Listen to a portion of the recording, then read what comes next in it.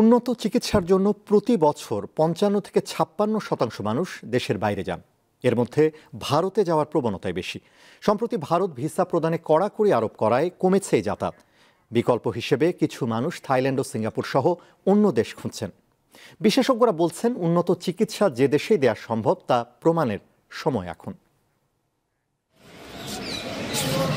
এই ছবি যশোর বেনাপোল বর্ডারের, যেখানে গত ৪ মাস আগেও প্রতিদিন ৭ থেকে ৮ হাজার মানুষ যাতায়াত করতেন।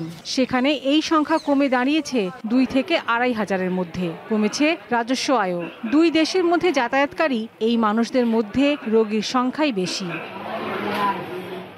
ক্যান্সার, কিডনি জটিলতা, লিভারের রোগ, হার্টের সমস্যা সহ বেশ কয়েকটি জটিল রোগের চিকিৎসা নিতেই মূলত দেশের বাইরে যান রোগীরা।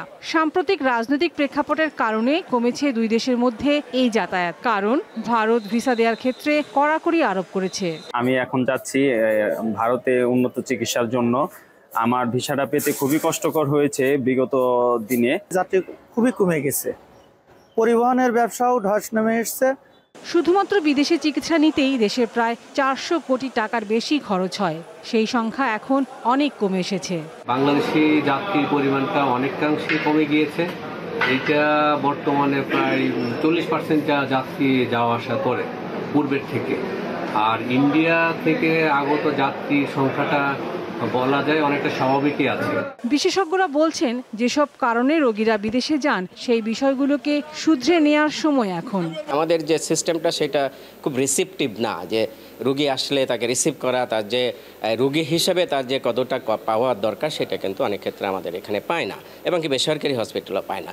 কিছু আছে যেটা এক্সটার্নাল ফ্যাক্টর, যেটা আমাদের হাতে না, কিন্তু যেগুলো আমাদের হাতে, ডাক্তার হসপিটালের হাতে, সেই জায়গাগুলোতে যদি আমরা উন্নতি করতে পারি তাহলে কিন্তু ইমিডিয়েট এই রোগীগুলোর আস্থা অর্জন করা সম্ভব। এটা অত্যন্ত জরুরি যে আমরা কতজন রোগী আসলে দেখব। আমাদেরকে অবশ্যই বিবেকবান হতে হবে, এবং আমরা 10 মিনিট করে দেখব না 15 মিনিট দেখব, আমাদের অবশ্যই বিবেকবান, দায়িত্বশীল হতে হবে, যাতে করে আমাদের রোগীরা আমাদের আচার আচরণের কারণে দেশের বাইরে না চলে যায়। সেই সাথে চিকিৎসা ব্যয় কমানো এবং গবেষণার ওপর জোর দেন তারা। লাবণী গুহ, দীপ্ত সংবাদ, ঢাকা।